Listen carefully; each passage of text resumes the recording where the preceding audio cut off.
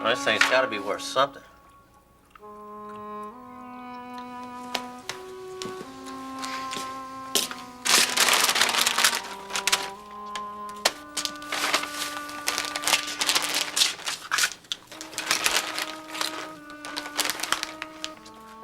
Ain't got any pictures in it.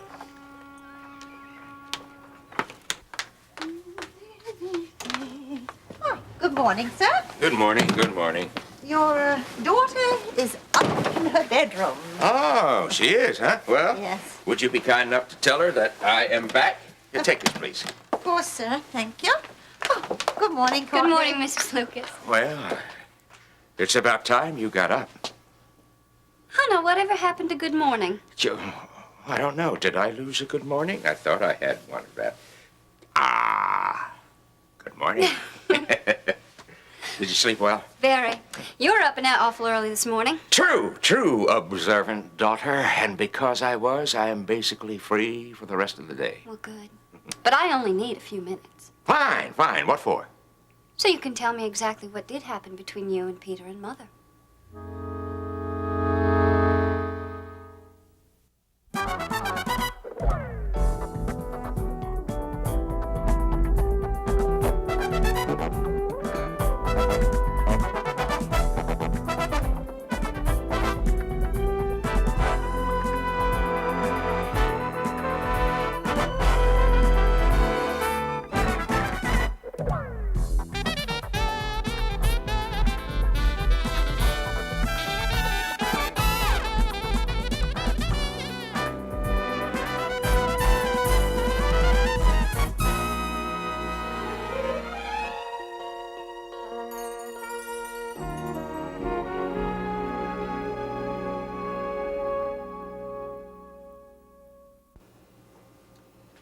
So, all we know about Hugo Lancelot is that he escaped from the state penitentiary, right? It would seem he is a formidable opponent. Who now has possession of the Dar es Salaam Bible. We will get it back. He is no match for us. We must find out everything we can about him. Samir, go get the newspaper. Perhaps a later edition will give us more information about this convict. Right away, Your Highness.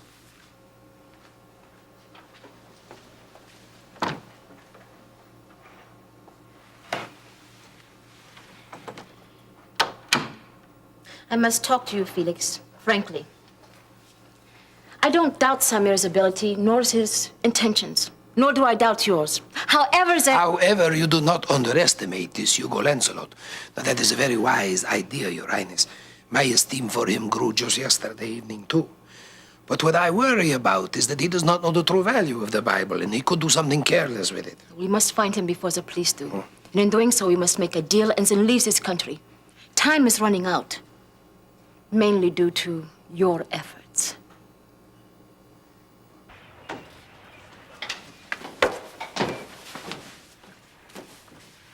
Lance? Hey, Lance? Bam! What's the matter? Too much caffeine? You are really sick. You know that? That's all I ever wanted to be. Hey, I thought you were so eager to get away from me. You know, if I didn't know any better, I You think don't. Here's today's paper. You're not front page news anymore. You've been replaced by a Bible. Bible, let me see. Yeah, I bet you'd like to get your paws on something like that, wouldn't you? Shut up, I'm reading. Yeah, sure, I can see your lips moving. The value of a $25,000 Bible was sold for a remarkable $1.2 million. Is this all it says? Excuse me, what else can you say about $1 million book? You can say why it's worth so much, or why this Princess Dar Salem is so interested in it. Yeah, sure, and they could say who the guy is who bought it, too, but they don't. That don't bother me. That don't bother me. I bet this princess would like to get a chance to get her hands back on it. Yeah, but she can. I mean, I'm sure they got that thing under armed guard by now. Yeah, it's under armed guard. What's so funny? Nothing. I wonder whether she can be found.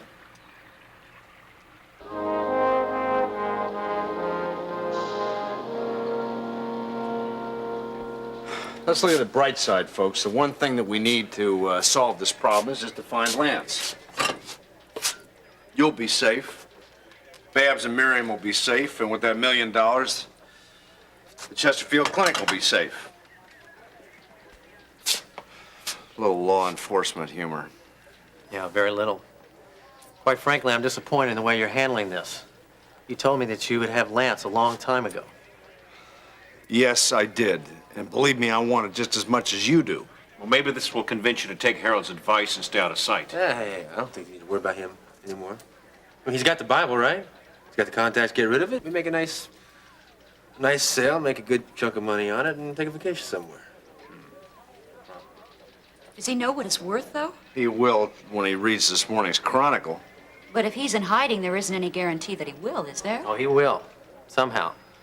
One of Lance's little quirks is that he loves to read about himself. He'll know exactly what it's worth before too long. And I wouldn't feel so secure if I were you, Russ. There's one thing you can depend on Lance being. That's unpredictable. What do you mean, what happened? I already told you what happened. But Peter says otherwise. Of course, the young man is desperate. And he says the same about you. Why do you submit yourself to such agony? Can't you see that... I saw him last night, Oh? and it appears you lied to me. That's his interpretation of what happened. All right. Give me yours. I don't admit to any such thing.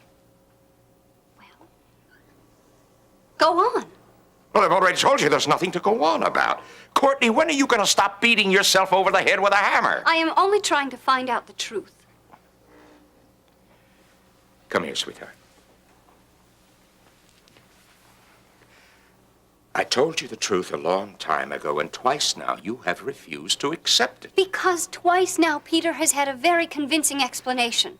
Well, I'm sorry I can't put on a more convincing act, but then I didn't think I had to. I thought the truth would be enough. All right, sweetheart. I sympathize with your situation.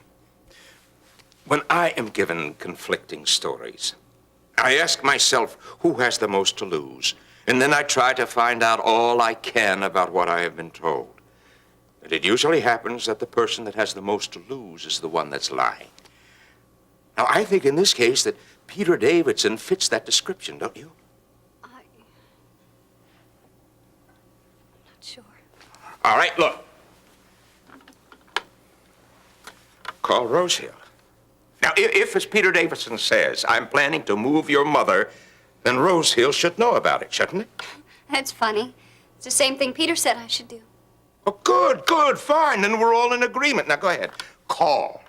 And let's put this to rest once and for all. Because I'm tired of going over the same ground.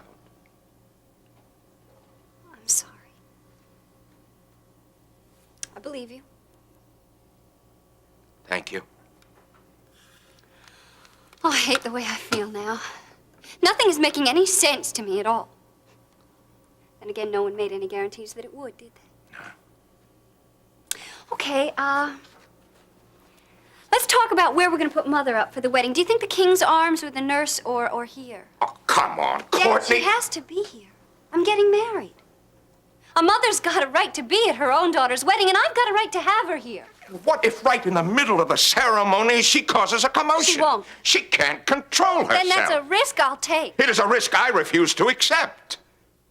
Courtney, you have accepted the situation with Vaughn. Now, when can you accept your mother's situation? She's lost to us. We're never going to have her back again.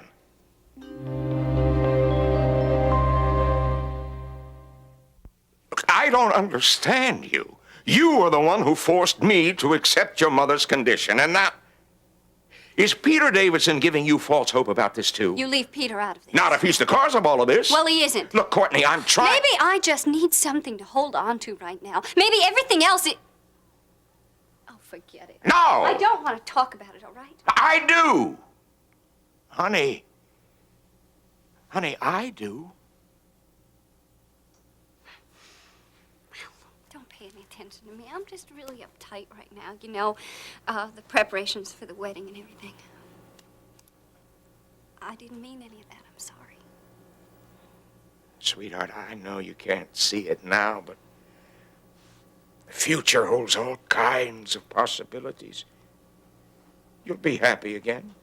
Oh, I'm happy now. Huh? Really, I am. Excuse me. Courtney. Look, I'm not up to seeing anyone right now, so I'm gonna go back upstairs. Okay, sweetheart.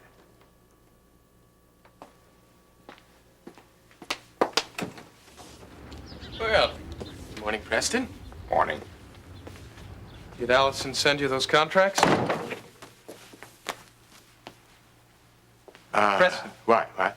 the contracts on the Curtis deal. Did Allison mail them down to you? Yes. Well, would it be too much trouble to ask to see them? No, I don't think so. I'll get them. That'd be just wonderful, Preston. More than the Bible being gone, I'm worried about the safety of the people involved. Bab's almost getting killed. Harold and Russ threatened. And what about Miriam? Where does she is about this? You know, this is the very thing she was afraid of. Yes, and with good cause. Jeremy wasn't very encouraging this morning about things. He's convinced that his brother's going to stay around this area. You know, I think I'd like to make a phone call and see if she's all right. Yes, well, you go ahead. I'll make it in the other room. Yes, you know, and Terry was saying this morning when I dropped her off at the hospital. Wait a minute. Whoa. Back up. You've already seen Terry Davidson this morning? Well, yes, we had breakfast this morning before we went to see Sergeant Brubaker. Is there anything wrong with that? Wait. No, nothing at all. Well, As a matter of fact, there's everything right with him.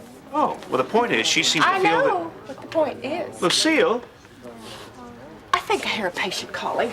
look, wait a minute. Aren't you interested to hear what Terry had to say? It doesn't take a whole lot of imagination to figure it out. Yes, I guess it doesn't.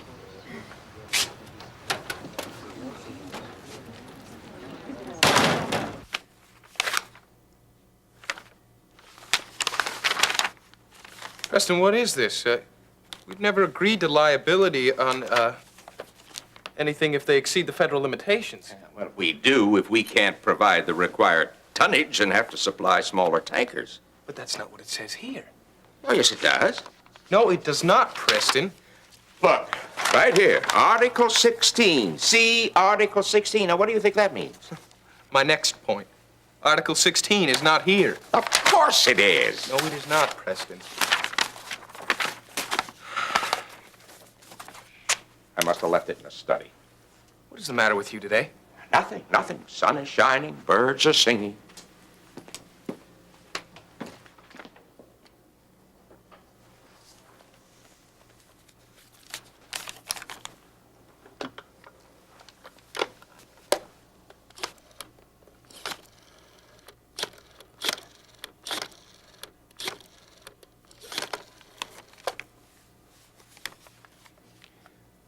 Yes, may I speak with Dr. Phillips, please?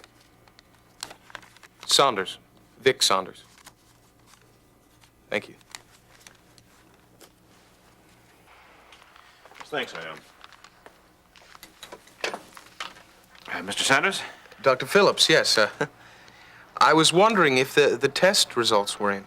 Oh, yes, they are. I tried to call you, but you forgot to leave a phone number with us. Oh, well, it's very difficult to pin me down to one number. What were they? Well, I'm afraid I can't give you that information over the phone. Doctor, they were my tests. Mr. Sanders, those are the rules of the clinic. If you want them, you'll have to come in person. That's the most ridiculous thing. When would be a good time? Well, actually, we don't make appointments, but, well, actually, it's not very busy right now. Well, that'll be fine. I'll be right down. Thank you. You'll be right where? Personal business, Preston. Look, I thought you wanted to look this over. Yes, that'll be fine. Just make sure Schubert gets that in the final version. Look, don't you want to discuss the upcoming contract in light of the threatened strike? Well, I'd like to, but I can't, Preston. If Courtney comes down, tell her that I was here and concerned about her, and that perhaps I'll see her when I stop back. Yeah, I will. Thank you. Oh, and Preston, if the rush to get this wedding over with so soon is too much for Courtney, I mean, we could always postpone it. No. Look, it's all right. Courtney wants to get the wedding over as soon as possible. If she wants to, I mean, I'm only trying to be helpful. Yes, I know. I guess it's only keeping with tradition that the groom has very little or no say in any of this. Yeah, I suppose so. Well, thank you. Vaughn, you will do everything you can to make my daughter happy? course I will, Preston. Fine. Hey, the two of you have discussed her desire to have a child. Oh, yes. You are amenable to that. Amenable, yes. Well, I'd better hurry. Thank you. Yeah.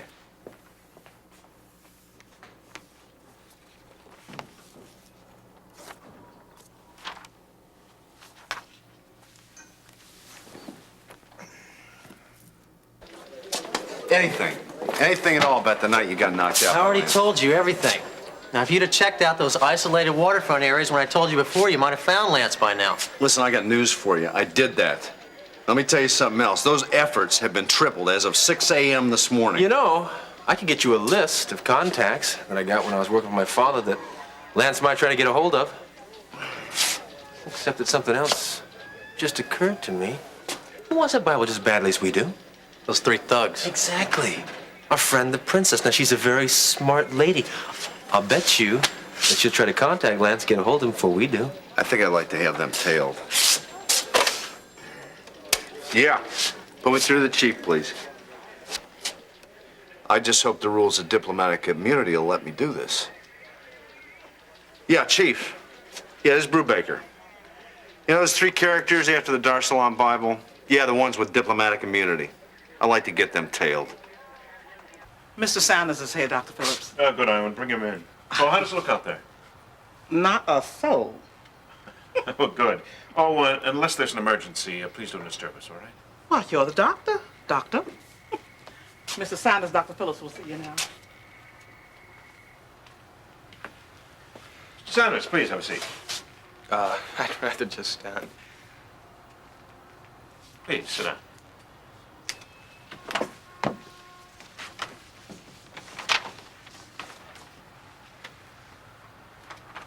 Well, why don't you just tell me, Doctor?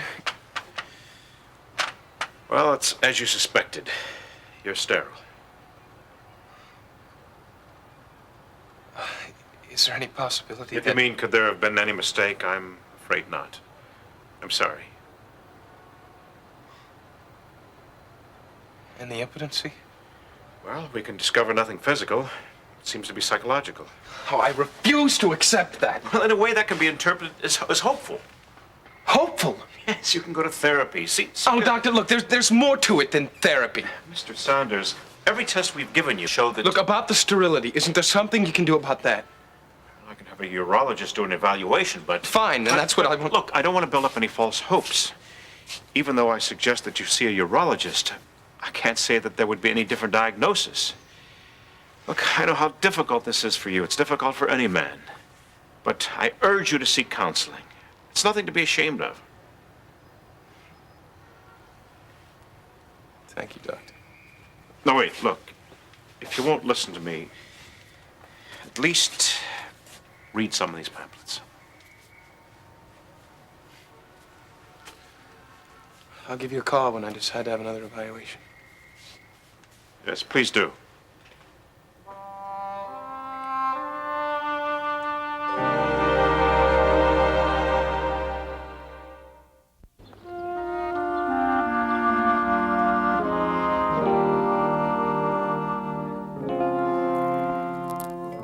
Exactly like, well, not exactly like this. I think ivory would suit me better. But I love it. Oh, Miriam, I think you had the prettiest wedding gown I ever saw. Well, I suppose considering what the designer charged, it should have been. But we're not having as elaborate an affair. I'm planning on wearing something unassuming. It's simple. Courtney. So which one are the pictures of Eric when he was a baby? This one, right? Courtney, look, you don't have to pretend with me. Pretending? I think a church wedding would be nice, but, well, that isn't practical considering our situation. It would also be nice to marry someone you're in love with. I appreciate your concern, but I don't really think you've got the right to make comments like that on my relationship with Vaughn. I only say that because someone has to. Courtney, I can look at these pictures and I see everyone smiling and looking just stunning, but at the same time, I remember how I felt. I was miserable. That was the beginning. It hurts to remember how foolish I was, and it hurts to see that you are headed in the very same direction. And you mean to tell me that there weren't any moments of happiness at all? No, there were moments, a few moments, but you can't count on those to pull you through the rest of your life. And what about when Eric was born? Well, I didn't really appreciate or know what it was about to be a mother until Well, last see, year. now there's the difference. I think I really do, and I'm looking forward to having a Courtney, child. you cannot use a baby to insulate yourself against the effects of a bad marriage. Look, let's just drop it. No, let's not. We need to talk. Courtney, Mrs. Lucas can get that, please. This is... I'll get it, Mrs. Lucas. Vaughn. Feeling better? Much. You didn't come down earlier. I began to worry. Oh, no need to.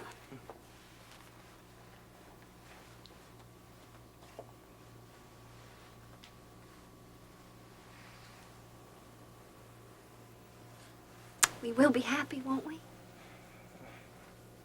Yes, of course.